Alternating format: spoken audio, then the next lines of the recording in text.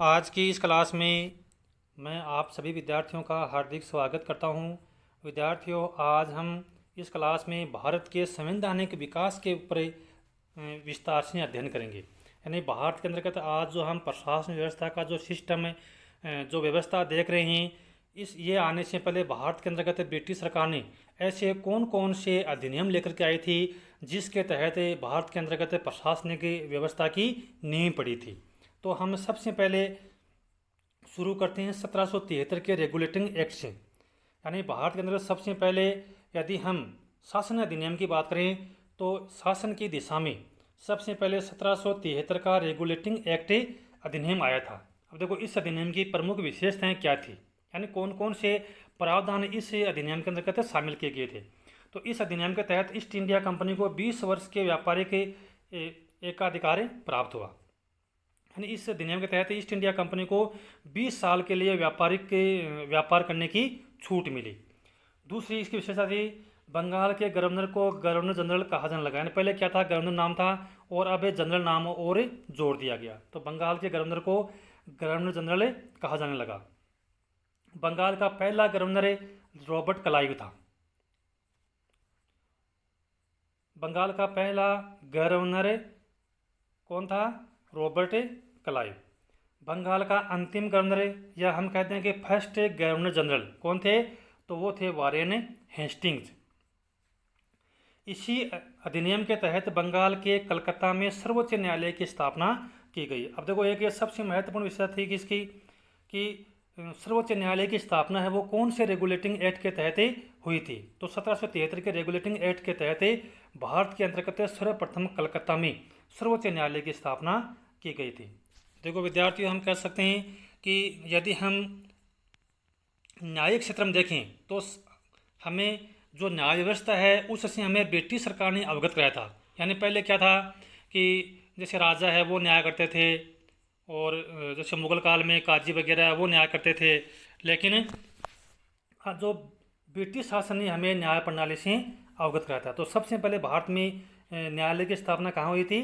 कलकत्ता में।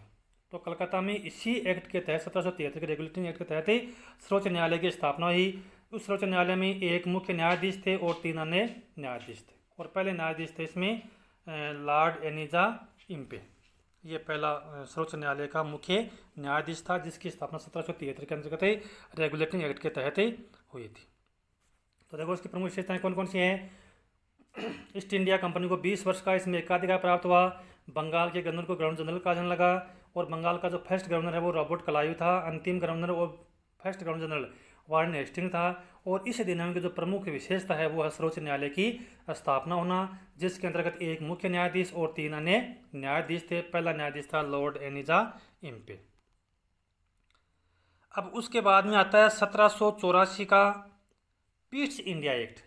यानी सबसे पहले 1773 का रेगुलेटिंग एक्ट है, उसके बाद में आता है दूसरा अधिनियम 1784 का पीट्स इंडिया एक्ट।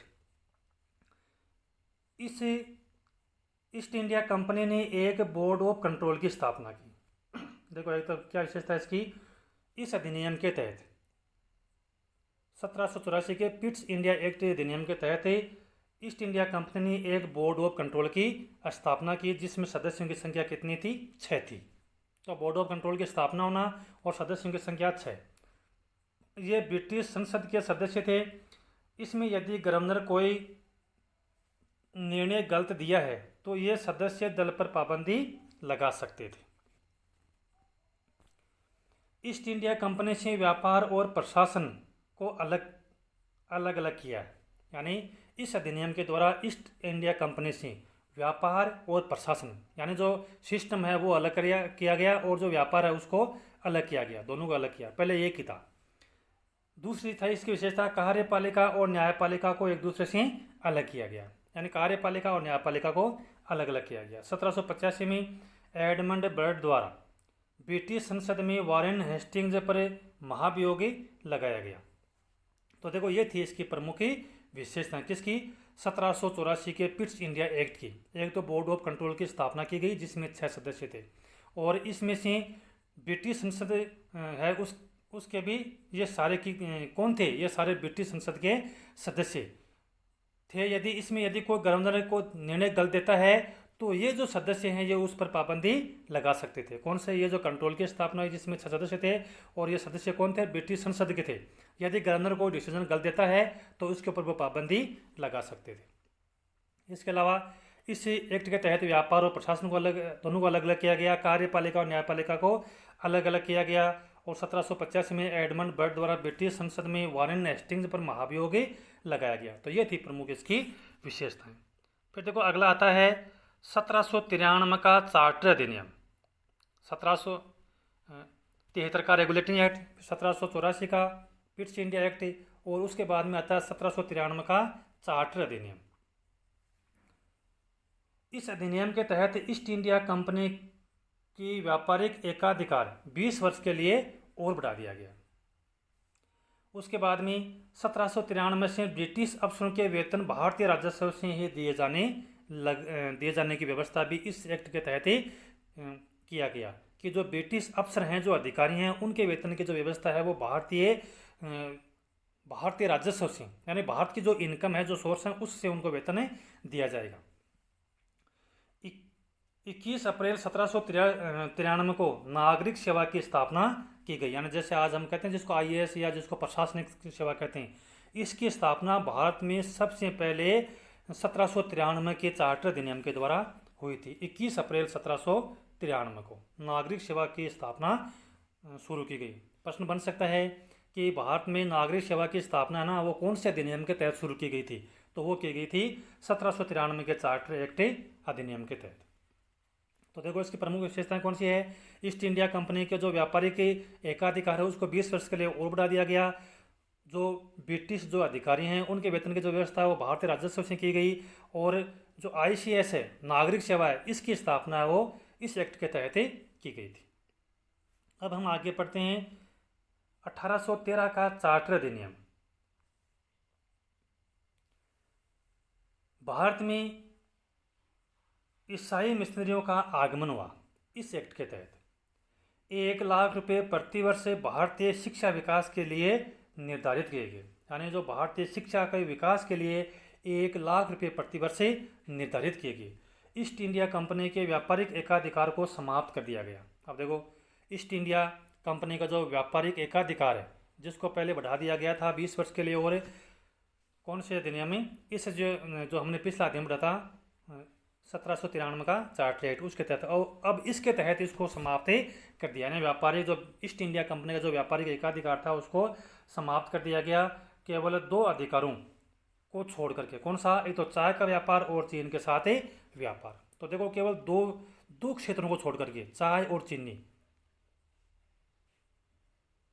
चाय का व्यापार और चीन के साथ व्यापार, सॉरी चीनी बोल दिया मैंने, चाय का व्यापार और चीन के साथ व्यापार, इन 2 को छोड़ करके व्यापारिक जो एकाधिकार है उसको समाप्त कर दिया गया। 1833 का चार्टर अधिनियम। तो 1813 का हमने चार्टर अधिनियम पढ़ लिया। इसमें एक तो ईसाई मिशनरियों का आगमन हुआ, भारतीय शिक्षा के विकास के लिए 1 लाख रुपए निर्धारित प्रति वर्ष निर्धारित किए गए, और कंपनी का जो व्यापारिक एकाधिकार है केवल 2 चीज़ों को छोड़ करके उसको समाप्त कर दिया गया। अब आगे आता है 1833 का चार्टर अधिनियम। ईस्ट इंडिया कंपनी के प्रशासन का केंद्रीयकरण कर दिया गया। बंगाल के,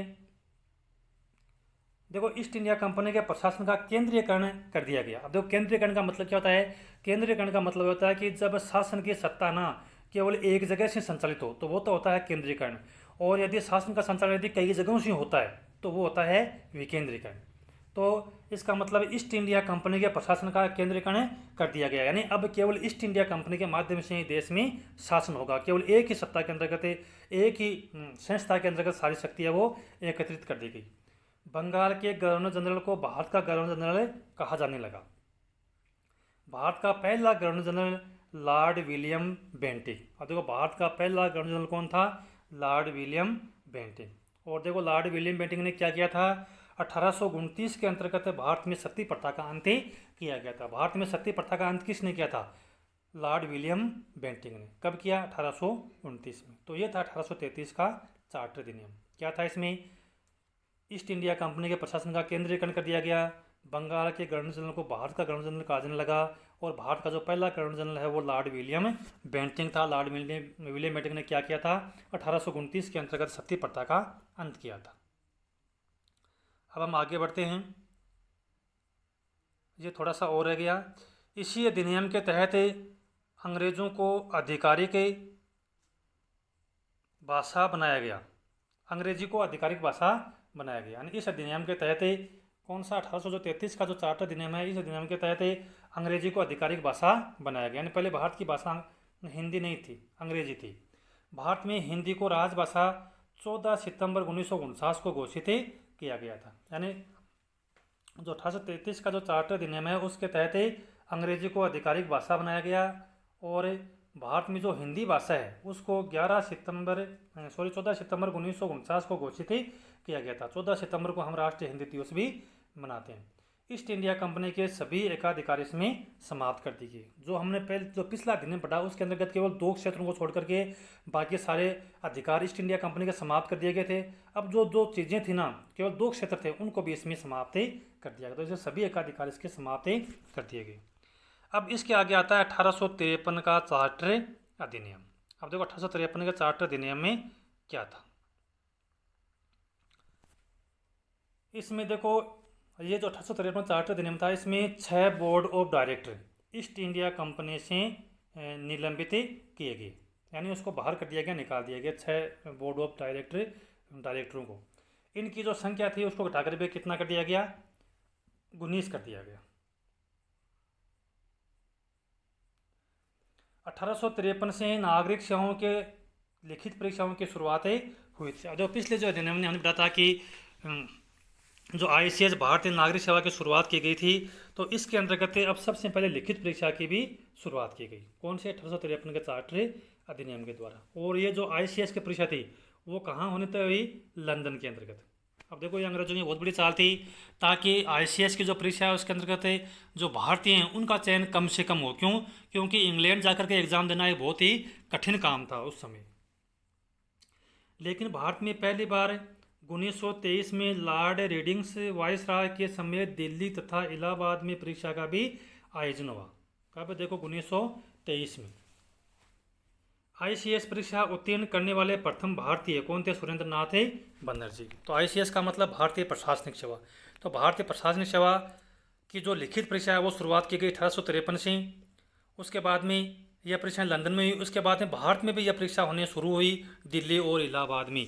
और सबसे पहले जो ICS परीक्षा ने जो भारतीय प्रशासनिक सेवा है उसमें जो उत्तीर्ण होने वाले जो प्रथम भारतीय थे वो थे सुरेंद्र नाथ बनर्जी। और पहले ICS अधिकारी कौन बने? तो वो थे सत्येंद्र नाथ टैगोर। फिर आता है देखो 1858 का भारत शासन अधिनियम। महारानी विक्टोरिया को भारत की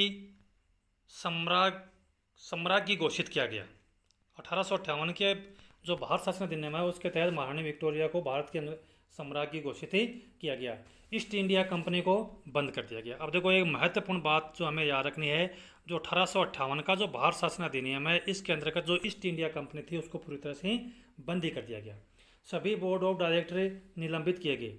भारत के गवर्नर जनरल को भारत का वायसराय कहा जाने लगा। अब देखो किस अधिनियम के तहत जो भारत का गवर्नर जनरल था उसको उस पद को समाप्त करके वायसराय का एक नया पद दे दिया गया। तो वो था 1858 का अधिनियम।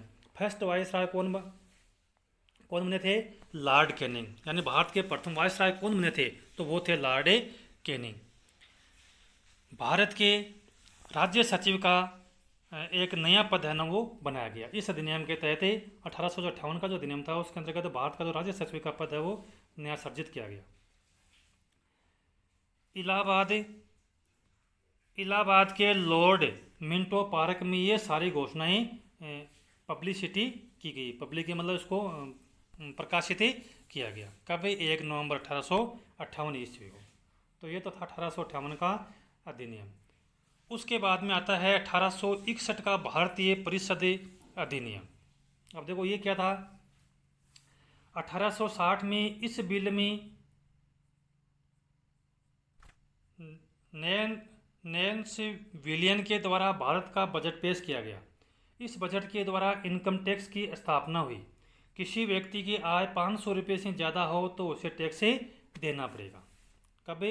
1861 के अधिनियम के द्वारा। यानी इस बिल में नैन्स विलियम के द्वारा भारत का बजट पेश किया गया और इस बजट के तहत किसकी व्यवस्था की गई? इनकम टैक्स की सर्वप्रथम इसमें स्थापना की गई। यदि किसी व्यक्ति की आय 500 रुपये से ज़्यादा है तो उसको टैक्स के दायरे में लाया गया। 1861 के अधिनियम के तहत भारतीय दंड संहिता लागू की गई। यानी आपराधिक मामलों में किसी यदि कोई व्यक्ति कोई गलत काम करता है, अपराध करता है, तो भारतीय दंड संहिता की स्थापना की गई। इसके तहत भारत के वायसराय को अध्यादेश जारी करने की शक्ति प्राप्त हुई। यानी जिस तरह से आज भारत के अंतर्गत राष्ट्रपति और राज्यपाल को जो अध्यादेश जारी करने की शक्ति प्राप्त है, उस समय भारत के वायसराय को अध्यादेश जारी करने की शक्ति प्राप्त हुई। 1861 में विक्ट्री ऑफ इंडिया अध्यादेश शक्ति या अस्तित्व में लाई गई थी, जिसको टाइम ऑफ लॉ कहा गया और इसका जो समय था वो 6 मंथ प्लस 6 वीक। 1862 में 3 उच्च न्यायालय की स्थापना हुई। तो देखो अब कौन कौन से 3 जगह उच्च न्यायालय की स्थापना हुई थी? कलकत्ता, मद्रास और बॉम्बे। तो ये थे आज की हमारी क्लास। आज हमने ये इतने अधिनियम इस क्लास के तहत पढ़े। अब प्रमुख रूप से देखो 3 अधिनियम और हैं। एक है 1909 का अधिनियम, एक है 1919 का अधिनियम और एक है 1935 का भारत शासन अधिनियम। ये 3 और अधिनियम जो बहुत ही महत्वपूर्ण हैं, इन अधिनियमों के बारे में हम अपने अगली क्लास में चर्चा करेंगे। इसी के साथ मैं आपसे आज्ञा लेता हूँ। जय हिंद, जय भारत।